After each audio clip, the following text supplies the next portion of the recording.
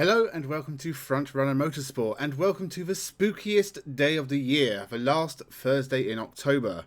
This year it also just happens to be Halloween, and as it's spooky time once again, motorsport themed ghost stories are what we will be looking at today, focused on one of the most famous circuits in the world, Indianapolis. There have been a lot of fatal crashes and incidents around the Indianapolis racetrack in its over 100 years of history, but what spookiness has been documented?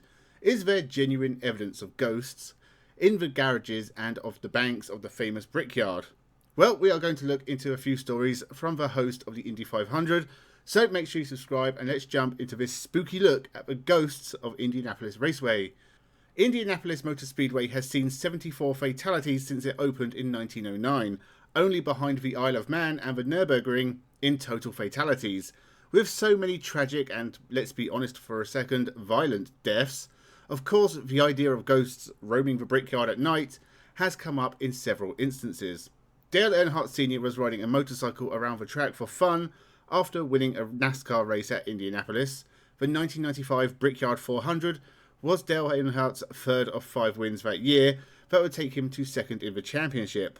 Whilst taking in a celebratory lap around the track, he suddenly sped up on the back straight and headed back to the pit lane, eager to leave the track immediately. The spooked Earnhardt had apparently seen a spectre on the track, one of the many victims of the past perhaps, donning a helmet to one of America's greatest stars. Strangely, this wouldn't be the only ghostly encounter the Earnhardt family would have. Dale Earnhardt Jr. crashed heavily at Sonoma in 2004, and in his own words said he felt someone pull him from the car. On the video it is very clear that no one is there, but Dale is adamant a guardian angel pulled him from the car that day, and he does fall in a very strange way out of the car. Paranormal encounter or a race driver dazed by a heavy crash? I'll let you come to your own conclusions. There's also the reckless speeder who was arrested and said he was told to do it by the ghost of Dale Earnhardt Sr. a couple of years ago. Speeding under the influence and eventually causing a crash, Daniel Assef apparently did it all because the ghost of Dale Earnhardt told him to get the mayor's attention and get NASCAR to come back to Las Vegas. I don't really understand what he means by this, as NASCAR did race in Las Vegas at the time. I don't think it was Dale Earnhardt who was influencing his decision to drive the wrong way round a freeway. Tony Stewart is another famous name from NASCAR and IndyCar. The 1996-97 IndyCar champion and two-time NASCAR Cup winner has said on multiple occasions he does not believe in ghosts, but Indianapolis comes alive at night. In 1999, Tony Stewart raced in both the Indy 500 and a NASCAR race in Charlotte, North Carolina on the same day. Charlotte is 9 hours away from Indianapolis, and after completing both races, Tony Stewart headed back to Indiana where he lived. He stayed that night in a bus at the Indianapolis Motor Speedway as a stop-off. He heard a lot of things that night, banging and clanging from the garages, apparently so loud it sounded like a large group of people. Tony Stewart tells the story best himself. I remember in '99 when I ran the double, I remember coming, and nobody was allowed to stay inside the racetrack at night. Yeah. And I remember Tony letting me stay in the infield and in the bus lot now, beside the garages.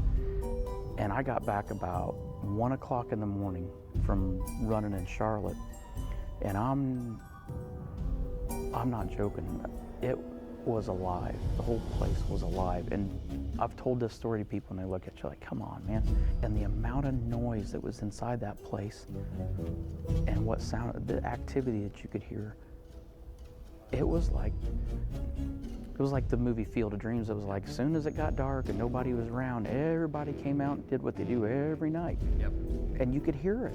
It's funny, I've never been a big believer in that. I've been here 13 years, and you hear stories from people who worked here forever, just the things that feel that way. I'm telling you. If you. you walk around this place at night when nobody's here, back of the grandstands, along the front stretch, it's alive. You know, you see all these TV shows and paranormal activity and this and that, and I don't believe it. I don't believe any of that stuff. But I am telling you, that night, there was so much stuff going on, and you're looking around going, you're going to see somebody at some point, or groups of people. It was that loud, and it's like, there's nothing moving. You physically could not see anything, but you closed your eyes, and you could hear everything. I find this to be one of the more believable stories. Indianapolis is a place of emotion, incredible highs of race victory, and sickening lows of defeat. There has been tragedy, near misses and awe-inspiring performances. That level of activity must leave an atmosphere behind in its wake, a memory of times past, mechanics working around the clock to get cars ready for the Indy 500, whether it be in 1909 or 2024. Maybe it was the building around the track making the noises, as buildings tend to do, but I would love to believe it was racing spirits of every age gathering together again for eternal Indy 500 glory. Now for some shorter stories with so little information, I'm probably going to have to make up a load of stuff to make them interesting. I've seen a couple of mentions of the Lady of the Speedway, a folk tale from the 60s and 70s, and no apparent sightings in recent years. Maybe she was just a really big racing fan who liked to hang around to watch races, but at some time in the late 70s, she found a new hobby. There is no other information about this one I can find, no identity. Maybe she was there before the Speedway, who knows. Next up is a story from the 1990s. A gentleman took his 8-year-old son to the 1994 Indy 500. The son wandered off and returned with a signed programme. Not unusual at a sporting event. For whatever reason, the gentleman didn't check the autograph until he got home that day, and he realised it had been signed by Eddie Sachs, the 1961 Indy 500 winner. Problem is, Eddie Sachs was killed at the 1964 Indy 500 and shouldn't have been around to give out his autograph 30 years later. So was it the spirit of Eddie Sachs, or maybe it was someone playing a cruel prank on a child who wouldn't have had a clue? The father showed his son a picture of Eddie Sachs, and the child confirmed it was indeed the gentleman who signed his book. Sadly, the autograph was lost at some point in time, and the ghost of Eddie Sachs has not been mentioned ever since. There's also a story of a security guard spotting an intruder on the track at night, but when he approached to reprimand him, there was no one there. Had someone broken into the Speedway at night, noticed security coming towards him and legged it into the night? Maybe. In all honesty, there is obviously no hard evidence of ghosts at Indianapolis. Or anywhere, really. These scary stories get passed down from generation to generation. Staff who have worked at the track for years tell newer colleagues about their experiences. Noises and shadows are not hard evidence, but they make enthralling tales. And what better time to share them than Halloween? Let me know your thoughts in the comments, or if you have any other ghost stories of hauntings at Indianapolis I might have missed, put it down there in the comments. I am putting this and all my previous Halloween videos in a playlist for you to enjoy. Link on the end card. New members only video out within the next couple of days as well. Make sure you subscribe for more motorsport content. Thank you for watching, enjoy your Halloween, and have a good one.